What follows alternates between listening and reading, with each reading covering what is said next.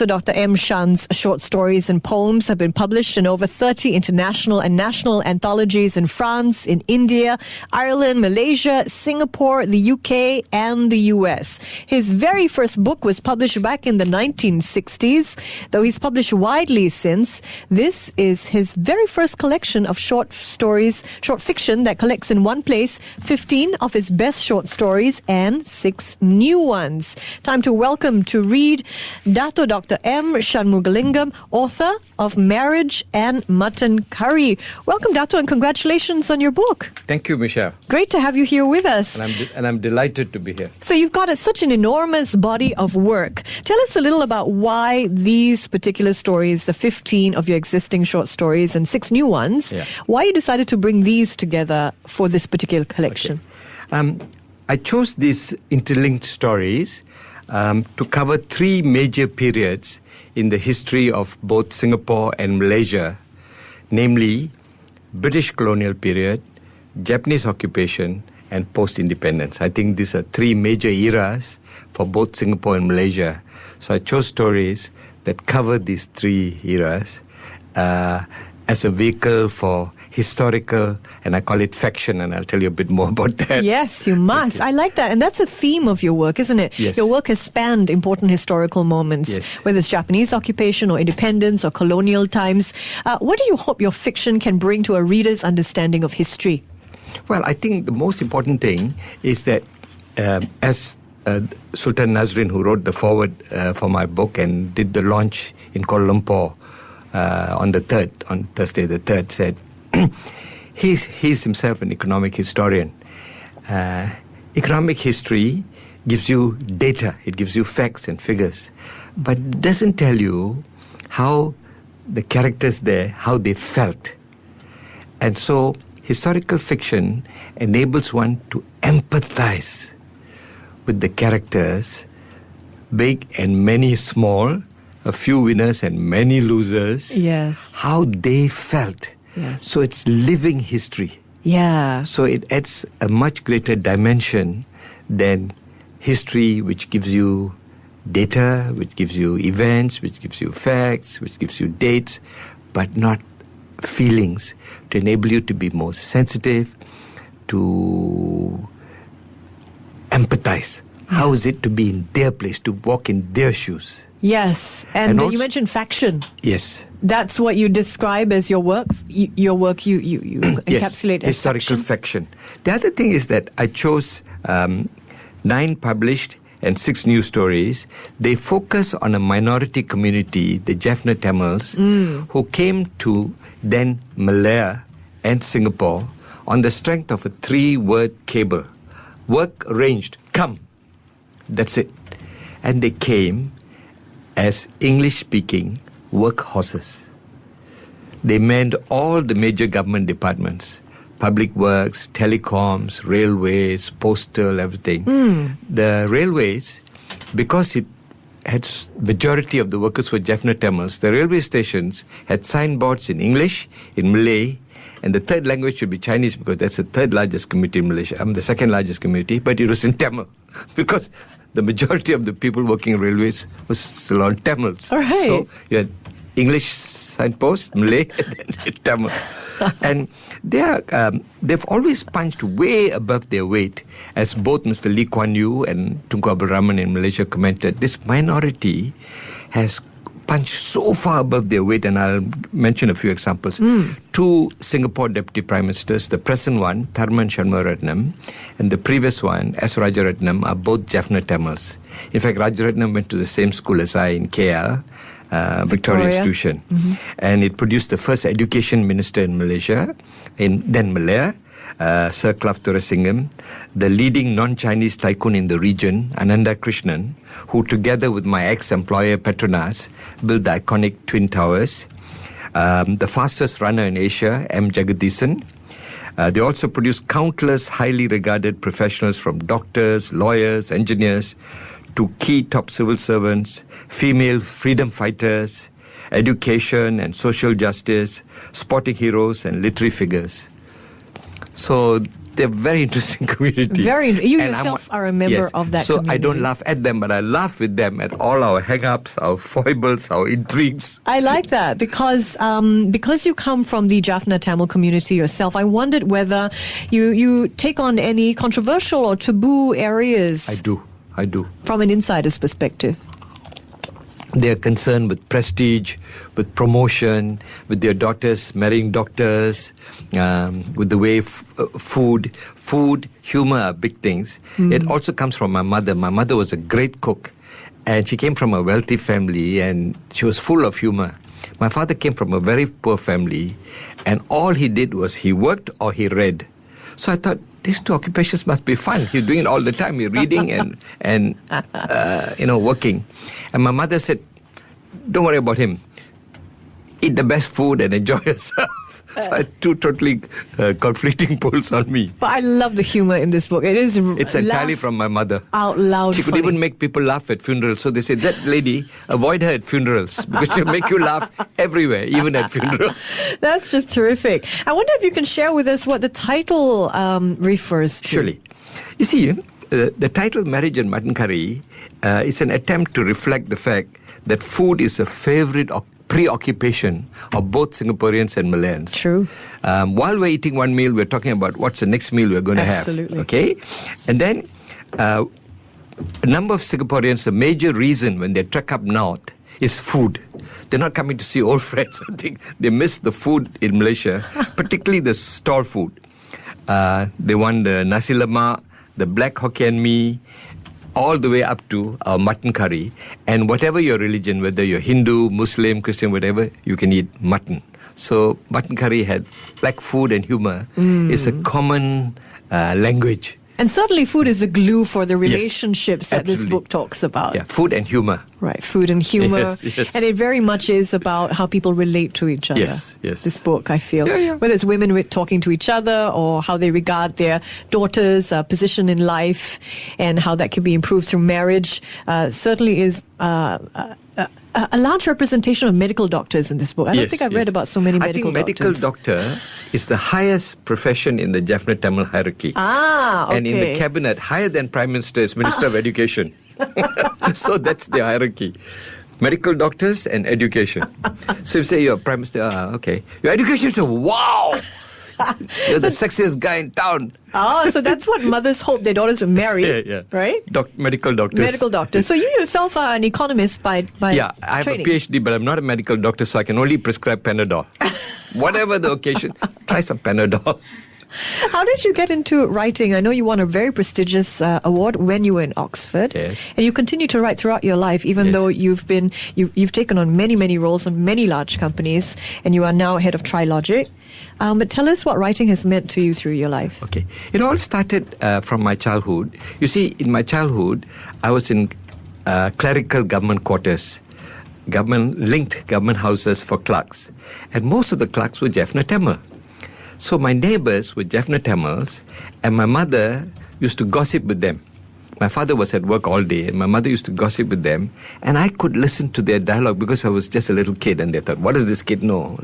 He probably doesn't understand a word of what we are saying. But I was listening to everything, and all this dialogue is swimming in my head.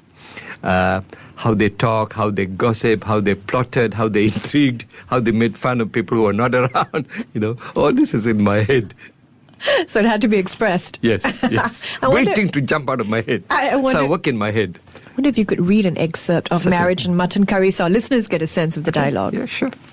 I'll read from the last story in the book. It's called Rani Taxis Away. My eyes are engrossed in my Nonya Kueh frenzy. A familiar voice pulls me back to earth. Hello, Rani. What are you doing here? It is Mrs. S.V., Strong Views Kandaya. I imagine her high beak sniffing over me instead of the sweet down pandan. I'm buying kueh, Mrs. Kandaya, I stammer. Are you here alone? No, Chandran is with me. Chandran? Who's he? My taxi driver. Mrs. Kandaya gives Chandran such a glare that he remains looking down, silent. Remember the Malay proverb, Paga makan padi? This paga fence is trying to eat the rice paddy it should be protecting. You innocent little girl, come. I will rescue you immediately from this cunning kidnapper and take you home safely in our car before anything terrible happens to you. I'm going to your house now, Rani. You better come along. What an irony. It's not Chandran, but this Mrs. Kandya who's kidnapping me. Mr. Kandya stops his car at our front gate. Mrs. Kandya gets out and he drives off to park the car. He looks relieved not to be involved in his wife's melodrama. Mrs. Chinaya, you won't believe what I saw at the quay stall. Mrs. Kandya calls out to my mother. What happened? My mother looks first at Mrs. Kandya, then at me, back again at Mrs. Kandya, kicking her slippers off. Mrs. Kandya sinks into one of the government-issued rattan armchairs in our lounge. I saw your Rani with a strange man in Kampung Baru. Is this true? Rani, Amma glares at me. Amma, I just asked Chandran to take me to buy kueh for the family.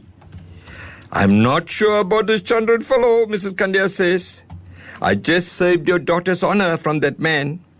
He says he's a taxi driver, but he's taking her to out-of-the-way places.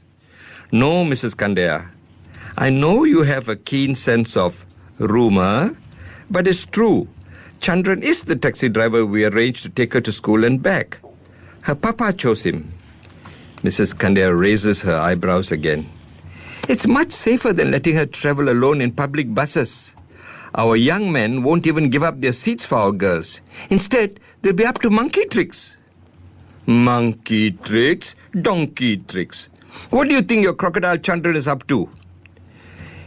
Has he been charming you with his kueh, tricks and treats? I'm going to call our road transport Tilanathan to cancel this kueh luring crocodile's taxi license. Once we have chopped off this taxi driver's wheels, he'll be crawling on his knees in his squatter hut. We will break his rice bowl. Then, as the French Queen Marinette Anthony or something said, let him eat kueh, since you won't be feeding him his daily bread. That's what our convent nuns taught us. I don't know any French queens, Mrs. Kandya, but Chandran was recommended to us. Which fool recommended him? Your doctor, Mutiraja. Mrs. Kandya's face turns red. She takes leave briskly. And that's Datuk Dr. M. SHANmughalingam reading from his book, Marriage and Mutton Curry. I think you missed your calling. You should have been a voice actor. Oh, thank you. You're very kind. That was just tremendous. The book, I feel satire goes so well with social commentary. Yes. What did you want people to understand about the Jaffna Tamil community? Okay. Well, I picked up the story for a number of reasons. One, it attempts to sum up the whole book. The last reincarnation of the protagonist in the story, Rani, has the vocation that was the dream of the first protagonist. So they are reincarnations of each other. One dreams, aspires to something, and the other gets part of it. It touches on many of the themes in the book, such as upward mobility through marriage and career, marry a doctor, humor, patriarchal family living, tradition versus modernity, small town gossip. A producer from Australia wants to make a movie of Rani Taxis Away. Already? Yeah. That's tremendous. But she's trying to raise the money, so I don't know whether she can raise the money or not. So one of your characters could be on big screen? Yeah. Oh, that's just and tremendous. the first book, first story, Victoria in a Kimono, yes, a producer from New Zealand wanted to make a movie, but I wasn't sure whether she'll catch the cultural nuances here. Right. So I was hesitant, but it seems to be attractive to people in the southern hemisphere. Just tremendous. Congratulations. Tell us a little bit about your writing process, Dato. Okay. Well, I think about stories for a very long time, and I work in my head. When I actually write, it's very fast. And then there's a long period of rewriting. So I'm grateful to the editors of the 37 anthologies to whom I send my work, because a lot of my time has been taken with rewriting And I've had very demanding jobs in the Treasury, Finance Ministry, in Petronas. Yes. So rewriting took a lot of time. So although these are 15 short stories, the story of how I got to this book is a very long one. Longer than a novel. Is it really? Yes. Because I was going to ask, how exactly is there a story behind this anthology? Yes. Well, you see, I had 9 published stories. Or rather, among my published stories, I chose 9. And Tash Orr, the famous author, had told me, even with your published stories, rewrite them. Don't just stick them, on block. Rewrite them. So I rewrote those. Then I wrote 6 new ones, which were longer and darker. Like Christine Suchen Lim had said, my stories have everything except darkness. So you took that on board and put some darkness in. Yeah. And people in Singapore have been very helpful. All my drafts I sent to someone here in Singapore, Felicity Jones. She goes through all my drafts. So she's my first editor. Wow. And another lady in Singapore, June Trisais, is my chief proofreader. Wow. And a reviewer, a Scotsman who reviewed it for the Sunday Star, Star 2, page 5. The whole of page 5 was devoted to my book, half to an interview and half to a review. And he said he's never come across a book in the last 40 years, both East and West, where he couldn't find any errors of grammar or whatever, that he paid a special tribute to the editing and the proofreading. And I have to pay a special tribute to Edmund Wee of Epigram. He took a big risk. I think actually Edmund Wee is God's gift to Singapore, because look at his Epigram. The top 5 literary prizes all swept by Epigram, even though they are major giants of publishing here. All 5 top literary prizes went to books published by Epigram. And he took a big risk because his focus until now has been literature from Singapore. First he published a novel, a modern Malaysian novel, and then another one by someone living in Malaysia. Yes. But this is the first time he published a short story collection by a Malaysian. I think he took a very big risk. And I'm very grateful and appreciative for that. And then at home, my son, Rohan, my daughter, Shireen, they also... They're among your first readers. Yeah, and make editorial comments. My daughter is a freelance editor. Oh, wow. And my son is a freelance copywriter. Yeah, I see that at the back of your card. Yes. Right? And my eldest grandson is my biggest fan. When this book came out, he said, Grandpa, can I have 3 copies? One for me. Yes. One for my teacher, who happens to be named after a character in the book. And one for his best friend, Brian. That's very sweet of him. And he's got remarkable imagination. And I think he's going to be a major writer one day. Okay, you heard it first here on The Curve. Yes. And Dato', before we let you go, I wonder if you can share some books that you think every corporate leader must read to deal with today's leadership issues. Okay, surely. I think one book I would recommend is The 7 Habits of Highly Effective People by Stephen Covey. He talks about begin with the end in mind, put first things first, think win-win, seek first to understand and then to be understood, all of which I totally agree. The second book I would recommend is Robert Koch's memoir, which offers brilliant and intimate insights and philosophies in Singapore and Malaysia covering the same period as me, which is Japanese occupation, British Malaya, and post-independence. Now that's Robert Koch and Stephen Covey are 2 big lions. So we have 2 lions viewpoint for the corporate sector, which is full of lions. But I think they should also have the viewpoint of a little mouse deer, tiny little mouse deer, namely me. So I suggest the third book that they should read is Marriage and Mutton Curry. And I'll tell you why. Okay. Singaporeans and Malaysians, they read mostly non-fiction. That's true. And if they read fiction, it's mostly by foreigners, and a lot of them dead white men. I think it's good if both Malaysians and Singaporeans who read non-fiction, one accountant told me I only read facts and figures, could move into historical fiction. And I write faction, so I'm trying to be the bridge between people who write and read fiction and the majority who read non-fiction.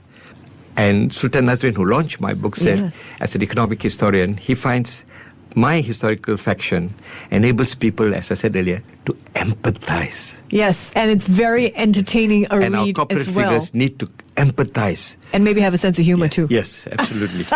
It's such a privilege chatting with you. Thank you so much for coming by. Dato Dr. M. SHANmughalingam, and his book is titled Marriage and Mutton.